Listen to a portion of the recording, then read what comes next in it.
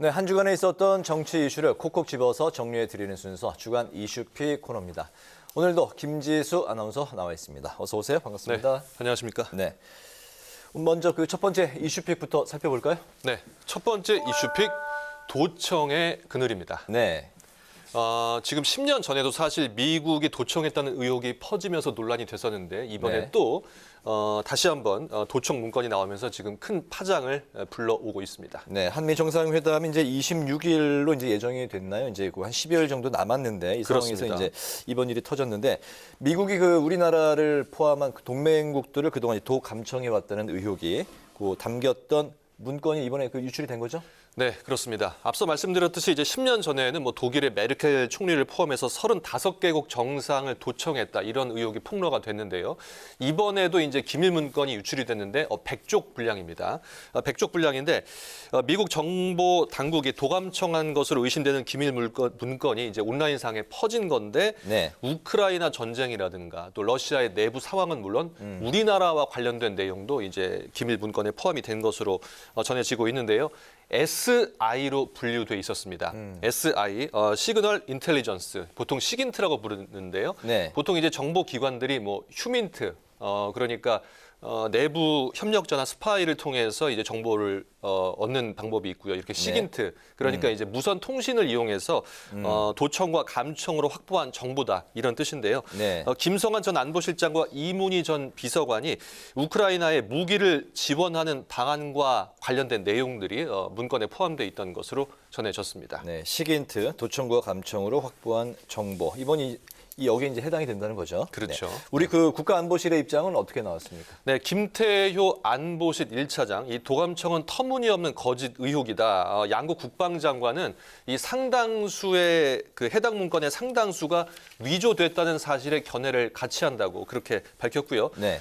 또 동맹국인 미국이 우리나라에 어떤 악의를 가지고 했다는 정황은 발견되지 않고 있다고 말했습니다. 다만 상당수 위조라는 말은 뭐 전부는 또 아니지 않습니까? 네. 일부 사실이 있다는 얘기고 이 동맹국의 도청 자체가 이 불법 행위이자 악의적인 의도를 전제로 하기 때문에 뭐 일각에서는 이에 대한 비판이 나오고 있고요. 미국의 국방장관 역시 이 사안을 매우 심각하게 받아들이고 있다 이렇게 밝혔기 때문에 미국의 조사 결과를 더 지켜봐야겠습니다. 네, 관련해서 이제 현재 그 여야 공방이 한창 진행이 되고 있죠. 그렇습니다. 유출된 문건의 상당수가 위조라는 앞서 말씀드렸던 이 대통령실 안보실의 입장에 나온 이후에 국민의힘은 이에 힘을 싣고 있는데요. 대통령실을 용산으로 이전한 것과 도청을 연관지어서 주장을 하고 있는데 근거가 없다. 방미 성과를 흠집내기 위한 사전 선동이다. 이렇게 주장을 했습니다. 반면 민주당은 대통령실이 사과를 하지 않고 엉뚱한 곳만 탓하고 있다며 제대로 설명하고 미국에 항의를 해야 한다 이렇게 밝혔고요. 대통령실을 졸속 이전하면서 나온 부작용이 드러났다면서 윤 대통령을 직접 겨냥하기도 했습니다. 알겠습니다. 두 번째 이슈픽으로 가볼까요? 네, 어떤 내용일까요? 네, 두 번째 이슈픽 보시겠습니다. 입법 무한 루프입니다. 네. 어제 양국관리법 개정안이 이제 결국 최종 부결이 됐지 않습니까? 네. 그래서 그 단독 입법 강행 그리고 거부권 대통령의 거부권 행사 그리고 법안의 폐기 수순 이런 이 무한 루프가 지금 현실화됐습니다. 무한 루프. 뭐 비슷한 상황이 계속해서 이제 반복되고 있다 이제 그런 뜻인 것 같은데. 네.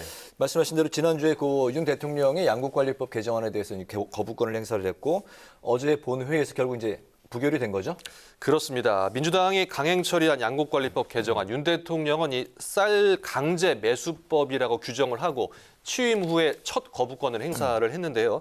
어제 본회의에서 290명이 출석해서 표결에 참여를 했는데 찬성이 177명, 반대가 112명, 무효 1명 이렇게 돼서 결국 최종 부결됐습니다. 찬성이 일단 뭐 압도적으로 많긴 했네요. 예, 그렇습니다만 이 대통령이 거부권을 행사한 법안이지 않습니까? 네. 그래서 이런 법안은 재적의원의 과반 출석과 3분의 2 이상의 찬성이 있어야 되는데 국민의힘이 115석이기 때문에 이미 네. 반대가 3분의 1을 넘기 때문에 찬성이 3분의 1을 넘을 수는 거의 없는 상황이라서 네. 부결 가능성이 높았고 결국은 이제 현실화가 된 겁니다. 예상이 이제 현실이 된 거네요. 네. 간호법 제정안도 어제 본회의에서 이제 통과될지 여부가 이제 관심 사안이었는데 네. 일단 그 김진표 국회의장이 상정을 연기를 했죠? 그렇습니다. 이 간호법 제정안도 지난달 23일에 이제 본회의에서 부의 안건이 가결됐기 때문에 본회의가 열리면은 이제 바로 상정해서 처리를 할 수 있는 그런 상태였는데요. 네. 말씀하신 대로 김진표 국회의장이 여야가 좀 더 이제 추가적으로 협의를 해서 합리적인 합의안을 도출하는 것을 밝히면서 다음 본회의에서 처리하는 것으로 상정을 미룬 상태입니다. 네. 결국 그 양국관리법은 이제 그 폐기 수순을 밟게 됐고 간호법은 27일 이제 본회의로 연기가 된 상황인데 네. 간호법 핵심 쟁점이 어떤 건가요? 좀 짚어봐야 될 것 같아요. 그렇습니다. 이 간호사의 업무 범위, 이 업무 범위가 핵심 쟁점인데요. 이 노인 인구가 늘어나면서 사실 우리가 이제 병원 말고 뭐 요양원이라든지 또 주민센터에서도 그런 상담들을 하고 있는데요. 네. 간호사의 이제 업무 영역이 좀 늘어야 된다는 목소리가 있었습니다. 예를 들어 지금 그 예전 동사무소로 불렸던 주민센터 같은 곳에서는 이제 상담, 네. 그리고 이제 건강관리 정도만 간호사가 할 수 있는데 그래서 여기서 만약에 간호사가 뭐 혈압을 측정한다든지 이런 의료 행위를 하면 불법이거든요. 네. 현재 그런 뭐 주민센터에 뭐 간호사들이 상주에 있나요? 네, 배치되어 있는 것도 있습니다만 네. 어쨌든 이렇게 간호법이 통과되면 이렇게 지역사회로 소위 말해서 지역사회로 이제 업무 범위, 활동 범위가 확장이 폭넓게 한다는 말씀이군요. 그렇습니다. 네네. 그렇게 네. 되는데요. 네. 하지만 대한의사협회는 지역사회로 확대가 되면 의사의 감독 없이 이 단독 의료 행위나 단독 개원이 가능해지고 이렇게 된다면 현행 이 의료 체계가 무너진다며 지금 반대하고 있는 상황입니다. 아까 이제 뭐 입법, 뭐 무한 루프 말씀하셨는데 네. 27일 본회의에서 이제 상정이 되면 그 민주당이 이제 의석수가 이제 압도적으로 많기 때문에 통과시키는 데는 무리가 없을 것 같아요. 네. 그 뒤에 또 대통령이 거부권을 행사할 가능성이 높다는 거죠? 그렇습니다. 물론 27일 본회의에서도 이제 국회의장의 결정이 변수가 되겠습니다만 네. 만약에 상정만 된다면 말씀하신 대로 169석의 민주당이 자력으로 통과시킬 수 있는데요. 뭐 간호법은 물론 뭐 의료법, 방송법, 노란봉투법, 뭐 지금 민주당이 강행 처리할 가능성이 높은 법안들이 산적해 있습니다. 네. 윤 대통령이 이들 법안에 계속 거부권을 행사한다면 뭐 독단적인 국정 운영이다, 또 입법권을 침해하는 것이다 이런 프레임에 지금 갇힐 수 있는 만큼 여론의 추이를 지켜보면서 신중하게 대응할 것이다 이런 관측도 나오고 있는데요.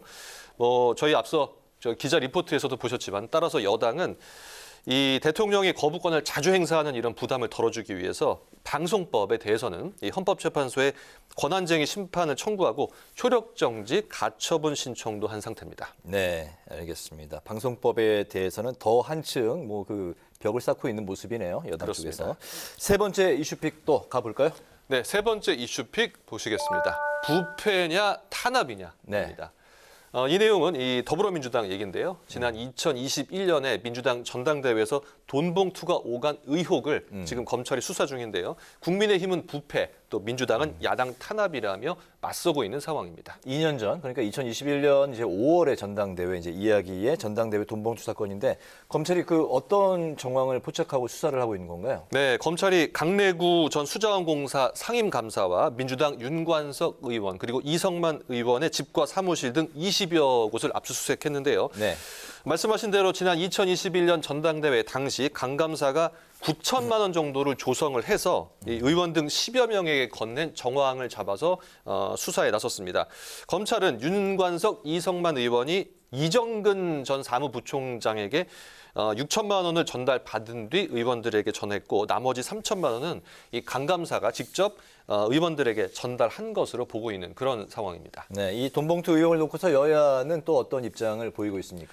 네, 검찰 수사가 시작되자 일단 민주당의 윤관석, 이성만 이 두 의원은 의혹을 전면 부인하고 있는 상황입니다. 그리고 민주당 역시 검찰의 기획 수사가 의심된다며 옹호했는데요. 이재명 대표, 이 정부의 장기가 바로 압수수색이다. 객관적 진실을 찾으려는 것이 아니라 이 사람들의 진술을 통해서 이 객관적 진실을 왜곡, 조작하는 검찰의 행태가 일상이다. 이렇게 밝혔습니다. 반면 국민의힘은 이정근 게이트가 열렸다며 성역 없는 수사를 촉구했는데요. 네. 국민의힘 김기현 대표, 이 돈봉투 선거가 169석의 이 원내 일당 선거에서 횡행하고 있었다면 경악하지 않을 수 없다. 민주당 전당대회는 돈당대회, 쩐당대회라고 할 수 있을 정도로 부패했다고 이렇게 직접 비판을 했습니다.